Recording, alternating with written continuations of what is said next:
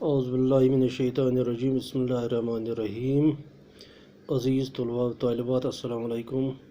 آج 10ویں جماعت کے اردو کتاب میں جو ہمارا موضوع ہے وہ ہے مرزا محمد رفیع سودا کا قصیدہ شہر آشوب، اس کا چوتھا حصہ چہارم۔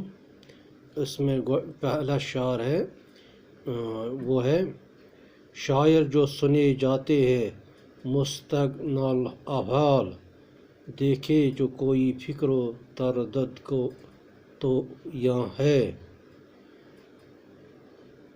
شاعر جو سنے جاتے ہیں مستغنی الاحوال، دیکھے جو کوئی فکر و تردد کو تو یہاں ہے۔ تو شاعر اس شعر سے شاعر کی حالت کی تصویر کشی شروع ہوتی ہے، یعنی شاعر اپنی حالت کی تصویر کشی کرتا ہے۔ شاعر جن کے بارے میں یہ سننے کو ملتا ہے کہ یہ خوشحال ہوتے ہیں، یعنی شاعر عام طور پر سننے میں آتا ہے ہر ایک جگہ کہ یہ شاعر لوگ خوشحال ہوتے ہیں اور ان کو کوئی مالی پریشانی نہیں ہوتی تھی، لیکن اب یہ کہنے کی باتیں رہ گئی۔ سودا فرماتے ہیں کہ یہ آپ کہنے کی باتیں رہ گئی ہے۔ اگر کوئی قریب سے ان کو دیکھو تو شاعر کو فکری معاش کے ساتھ ساتھ اپنی شاعری کے حوالے سے بھی 100 پریشانی ہے، یعنی کہ سودا کے مطابق شاعر کو اپنی فکری معاش یعنی کہ اپنا روزگار کے ساتھ ساتھ اپنی شاعری کے حوالے سے بھی 100 پریشانیاں ہوتی ہیں۔ اس کے بعد جو شعر ہے چوتھے حصے کا وہ ہے: مشتاق ملاقات انہوں کا کسو ناقص، ملنا انہیں اسے جو فلاں ابن فلاں ہے۔ مشتاق ملاقات انہوں کا کسو ناقص، ملنا انہیں اسے جو فلاں ابن فلاں ہے۔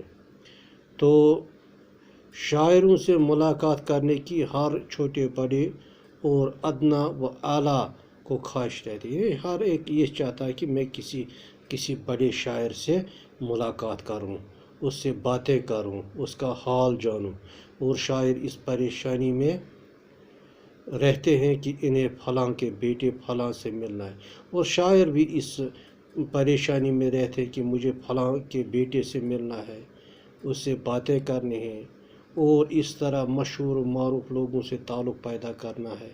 اس طرح سے شاعر یہ چاہتا ہے کہ مجھے مشہور و معروف لوگوں سے اپنا تعلق بنانا ہے تاکہ وہاں ان کے اغراض پوری ہو سکے، تاکہ شاعر یہ چاہتا ہے کہ تاکہ ہمیں شاعر کے جو مختلف اغراض ہے تو وہ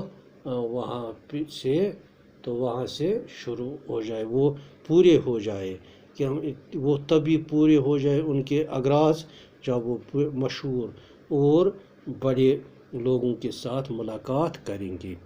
اسی طرح ایک اور شعر ہے: گر عید کا مسجد میں پڑھیں جا کے دو گانا، نیت قطعی تہنیت کھانے زواں ہے۔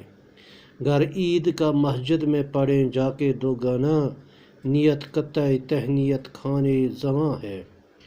تو اس شعر میں شاعر عید پر مسجد میں جا کر 2 رکعت نماز پڑھنے جاتے ہیں، یعنی شاعر عید کے دن مسجد میں جاتے ہیں یا چاہے عیدگاہ میں جاتے ہیں 2 رکعت نماز پڑھنے کے لیے۔ تو ان کو نماز میں بھی اس طرف دھیان ہوتا ہے کہ فلاں نواب کو عید کی مبارکباد دینے کے سلسلے میں کوئی قطعہ تیار کرنا ہے۔ یہ نماز 2 رکعت نماز، عید کی 2 رکعت نماز پڑھتے پڑھتے کہ بھی شاعر کا دھیان اس طرف سے ہوتا ہے کہ فلاں نواب کو عید کی مبارکباد دینے کے سلسلے میں کوئی قطعہ تیار کرنا ہے، کوئی شاعری تیار کرنی ہے، کوئی نظم تیار کرنی ہے فلانی نواب کے حق میں اس عید کے موقع پر۔ چنانچہ نماز کی نیت کے بجائے شاعر کے دل میں قطعہ کہنے کی نیت ہوتی ہے، چنانچہ شاعر کی توجہ نماز کی طرف ہونا چاہیے تھا، لیکن اس کا توجہ قطعہ کہنے کی نیت سے ہوتی ہے، یعنی قطعہ لکھنے کی نیت پر ہوتی ہے کہ ایسا قطع کہا جائے جسے سن کر نواب خوش ہے۔ شاعر کی یہ فکر رہتی ہے کہ ایسا قطع میں تحریر کروں جس سے نواب خوش ہو جائے، میرے نواب مجھے خوش ہو جائے اور وہ مجھے مختلف انعام و اکرام سے نوازے۔ تو عزیز طلباء، یہ تھا اس کا قصیدہ شہر آشوب کا چوتھا حصہ۔ تو انشاءاللہ اگلے لیسن میں اس سے آگے ہم پڑھیں گے۔ آج کے لیے بس اتنا ہی، شکریہ۔